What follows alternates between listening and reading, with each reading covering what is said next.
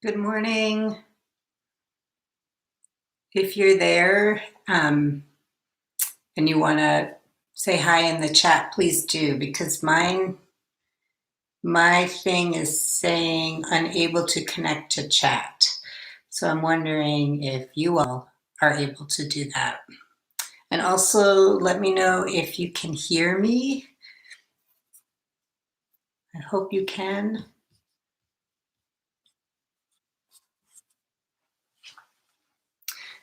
Give a thumbs up if you can hear me. I'm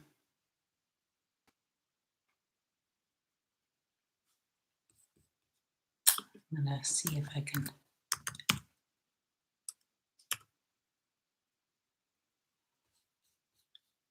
Okay, great.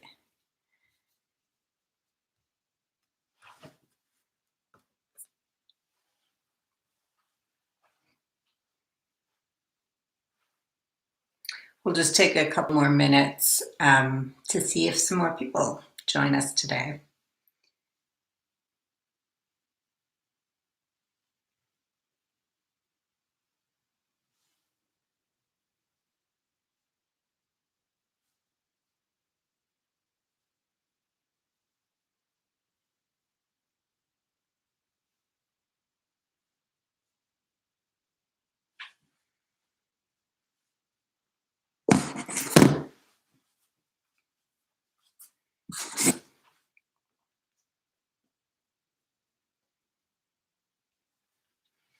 So how's everyone doing this morning?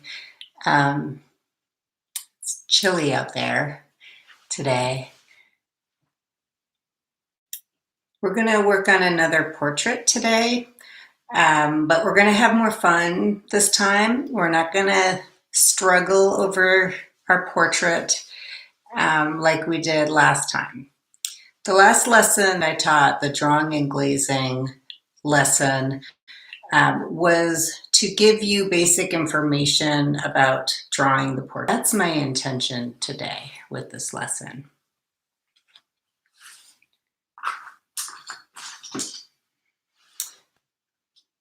So I'll just start talking about a couple of artists that we might use for inspiration today. One of them is Elaine de Kooning, and I'll put this link in the chat and let me know if you get it.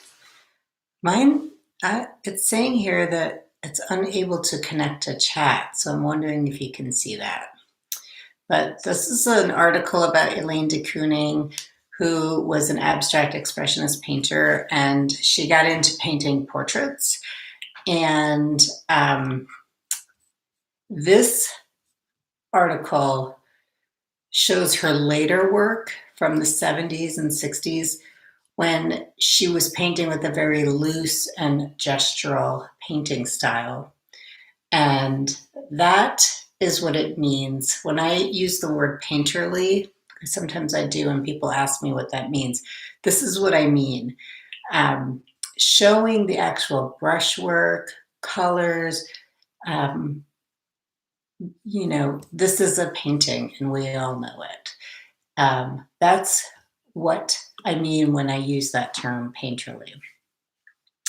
I want to show a self-portrait that she did early in her career, and you'll see how it's a little bit different than her later work. So it's very common, I find, with artists when they're first painting to be very concerned with representation and capturing a likeness, especially with portraiture. And some of you did send your portraits to me, and one of your concerns was that you hadn't captured a likeness. And that is something that comes with time. I've been painting a portrait every day for 6 years, and still people are like, I didn't know that was you, because it's not that important to me to capture that exact representation. I'm more interested in capturing maybe a spirit or just some kind of way I'm feeling in the moment, whether I'm feeling impatient, whether I'm feeling like calm and focused. So I'm more interested in using my materials and my paint to capture an emotion. And that's what I mean by expressive portraiture. It's not so much like that the person that you're making the portrait of has this crazy expression on their face. It's more that you as the artist are putting your expression into the painting. So I sent those two links with Elaine de Kooning so you could see her early work. This is the second portrait I sent, was done, you know, it's more restrained. It's a beautiful portrait. I love it. It's a very dignified portrait. But I find a lot of times when people are first painting, like I said, there's more of a concern with capturing a likeness and representation, and there's a little bit more of like a holding back. And then as they work more, they tend to get a little more expressive, a little looser. That's a huge generalization, but if you refer to her paintings later in her career, you'll see they're really expressive. And she would paint, if she did a portrait for someone, she would paint their image over and over and over. And there's some quote by her where she, I'm not gonna, remember it exactly, but basically she says that if by doing that, she gets the drawing part down quicker, and then she can enjoy the painting process. So that's what we're going to do today. I also, if you want to think about expressive portraits, Van Gogh is a really good example. And then I love Alison Yule. She's a wonderful painter, and I'm going to just put this link there as well. And I'm just, again, if you're out there and you can see this and you can see the chat, please try to write something to me or hit a thumbs up, because I'm not sure if people are able to access the chat today. Anyway, I just yammered on a bit. We're going to have fun today with our materials. We're still going to work with portraiture. So if I'm going to work from a mirror, if you want to work from a mirror, excellent. I think it's really fun. But if you would prefer to use a photograph, that's fine. Like I said, I want to also incorporate some other materials into the process and just enjoy this today. So we're looking at this blank piece of paper. Sometimes this can be really intimidating. So I think what I want to start with is just show you some different fun mixed media approaches. You may have seen me doing these things in the past, but let's review. So I want to talk about isopropyl alcohol.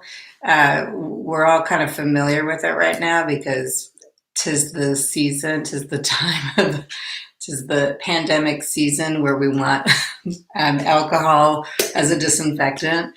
I happen to use this anyway in my mixed media classes a lot. And if you have some around, maybe go grab it. I know like we want to be sparing with it. So you might, if you have, I have it in a spray bottle and I'm just going to use a few squirts of it. But I just want to show you like the fun things that you can do with it. So one of the things you can do is just take a pen. It makes pens, like ballpoint pens and permanent markers, bleed, which is really cool. And it also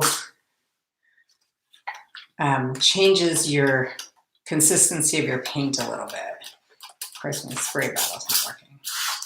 So you see that bleeding? That's what the alcohol does. I know some of you are using permanent markers. I don't have a black one, I have a green one. It will make your permanent markers also bleed. So I'll put some up here so you can see this. But I'm just doing this because it's like, I don't want to start with a perfect canvas or substrate. Can you see how that's blending? So yeah, this stuff is pretty cool. And then another thing I want to show you with it is if you take your acrylic paint and you add a bunch of water to it and make it really fluid and paint on it, it breaks the paint up in this really interesting way. You might be able to see. This is alizarin crimson that I'm using here. So you can see how it changes that. And even if you're painting on paper, it's a really fun process to use. So I thought we could try that. If you don't have the alcohol, some things you can try using is actually if you have hand sanitizer, it should work. I've never tried it, but it has alcohol in it. Or the hand sanitizing wipes. You might try just like wiping your paper or something and working on it. Or if you don't have this, you could try spraying your paper with water to begin with. But we're just gonna refer back to our expressive painting lesson and just start off with a canvas that has these different marks and stuff on them. So let's see. So I used permanent marker for this. It doesn't really work with like India ink. This is a yellow permanent marker.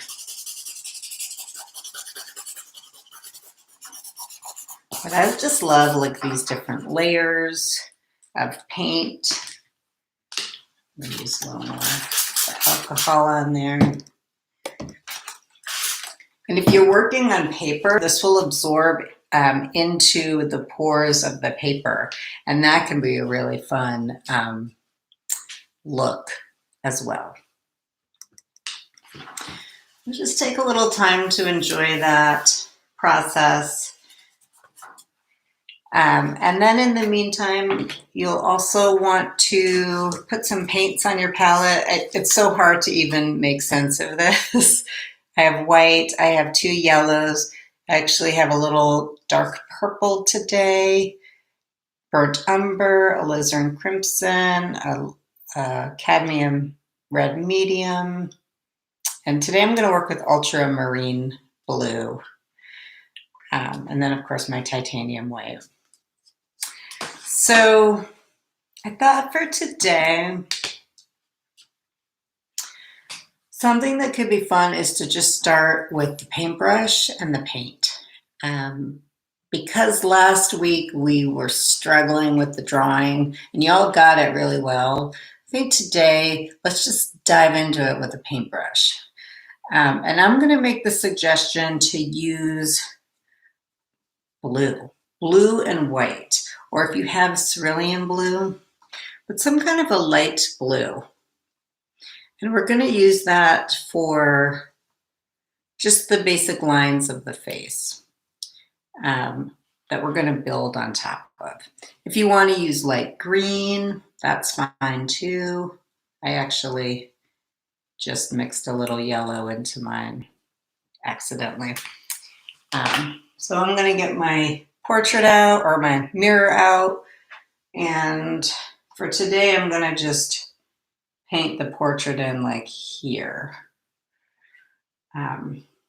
So try to just, grab your brush and start painting. And the reason why I suggest that is because a lot of times we do these like really cool portraits and then we draw these really great portraits and then we're afraid to ruin them. So I want to encourage you to just start painting. And since this is acrylic paint, we can always make corrections. So for me, I'm looking at a 3/4 view. So funny because I can see the camera in here. And so in this case, more of this side, if I was going to draw like a line down the middle of my face, when it's turned at a 3/4 view, I can only see a little bit of this side of the face. This is like the main part of the face. And that's what I'm going to try to show here. And I'm just using a very loose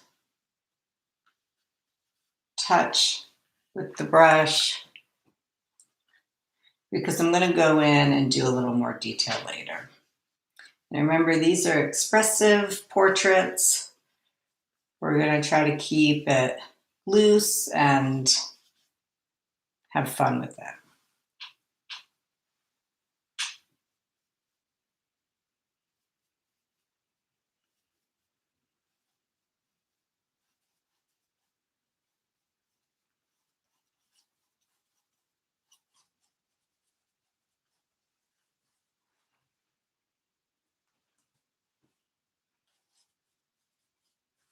And if you want to just approach this like it's a study, that's fine.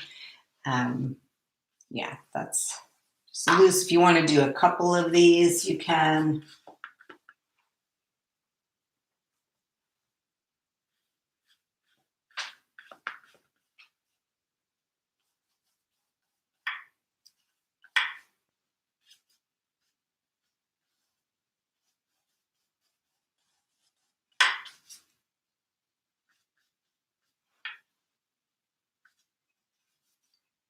Okay, and my hair over there.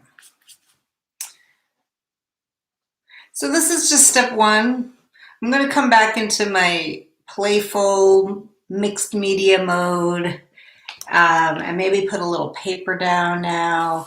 And I do this just to show you how you can combine these mixed media approaches.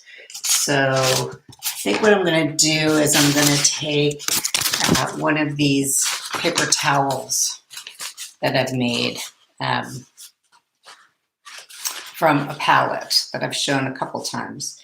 And I'm going to just go ahead and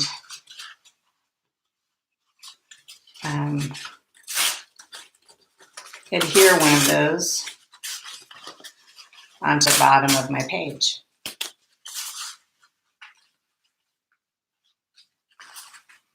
I'll just do it there.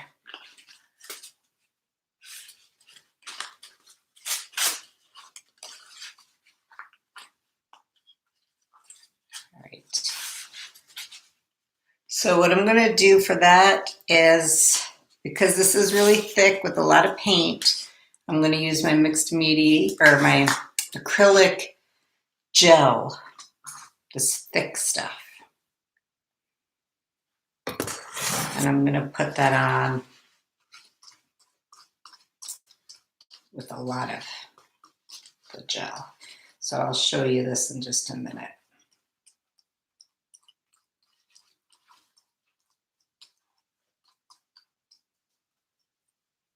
I got a lot slathered on there.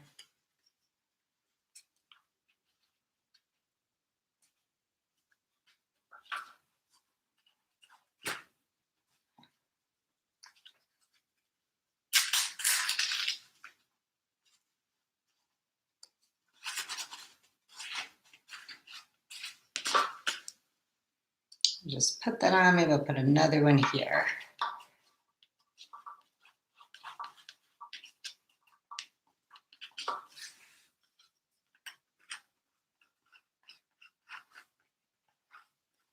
So yeah, I'm not sure why the chat function isn't working. Maybe Maybe I accidentally turned it off, not sure. But I did include some links in the description of this video if you can't see the ones that I included in the chat.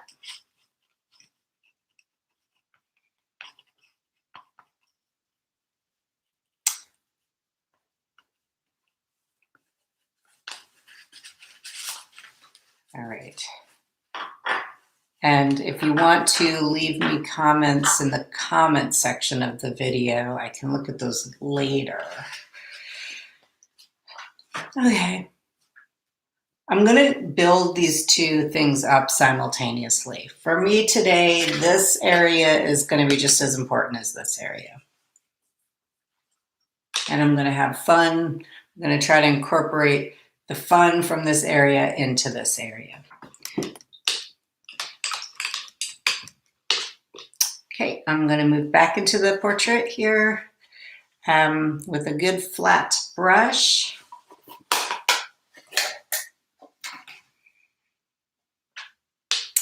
And now I'm going to take, let's see, I'm going to take a little purple and white. Just because I want to try different colors. I don't just want to try to do like some typical portrait.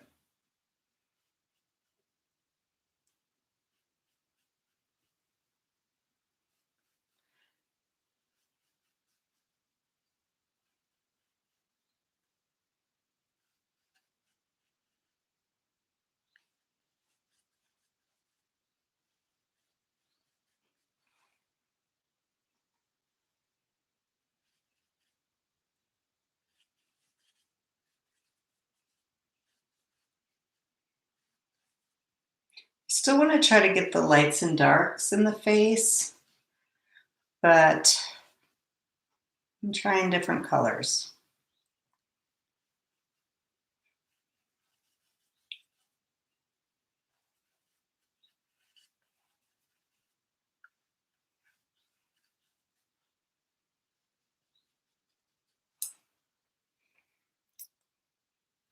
Right, I'm going to take a little darker color now. I'm taking my brown and blue and red to get a little darker value.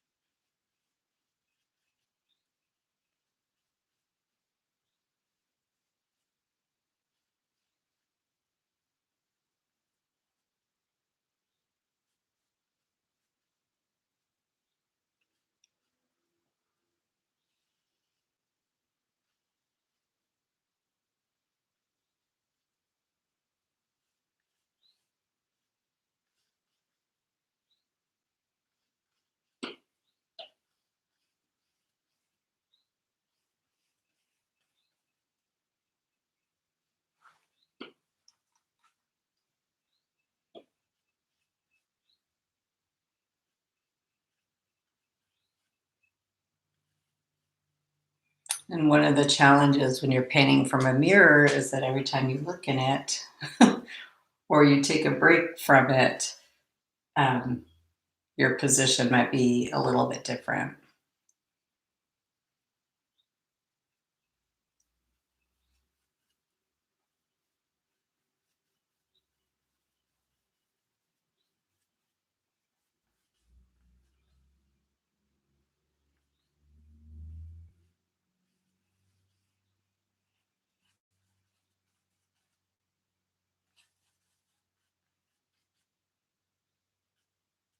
So I'm leaving these lighter areas because that's where I see that's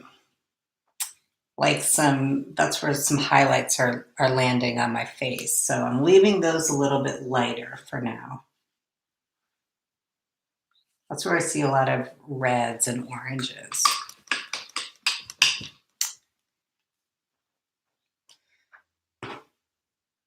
So I'm going to mix up yellow and red to start with to get kind of a peachy color.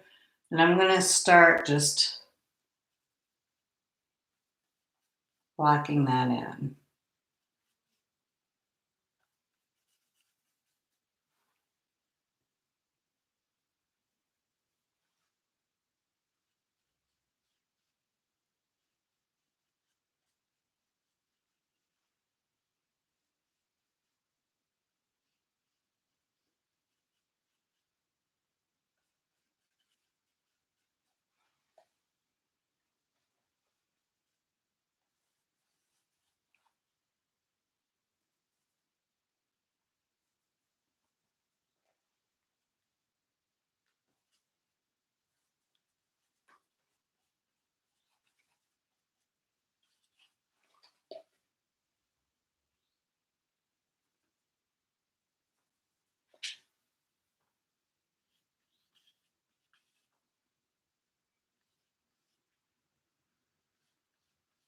And if you want to exaggerate some of that too, since we're playing around with our colors today,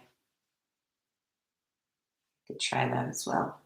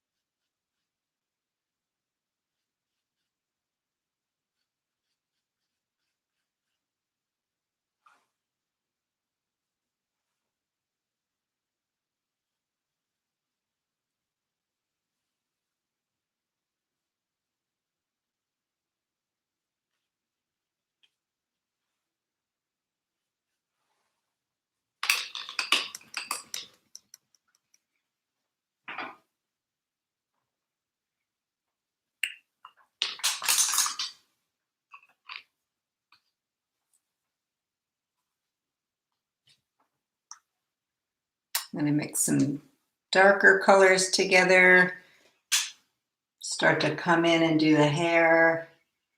And again, with hair, try to think of it as a shape rather than individual strands of hair.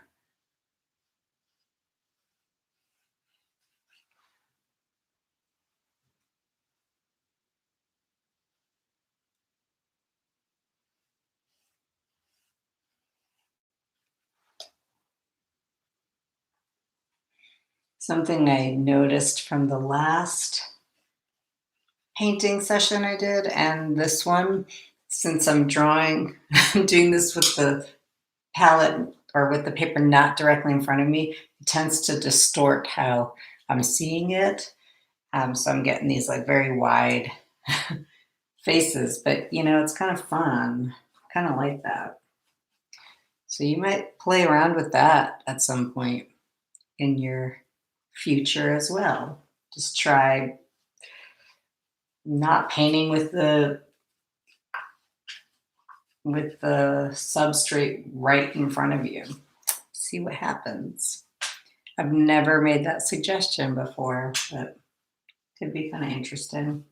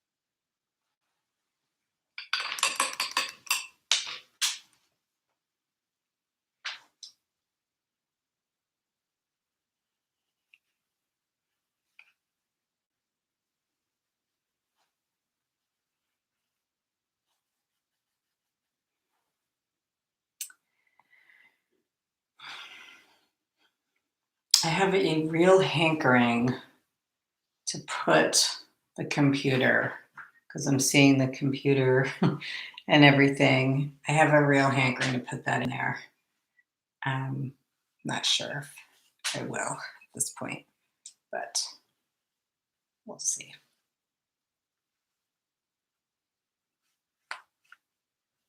Because then I can make a couple more portraits here.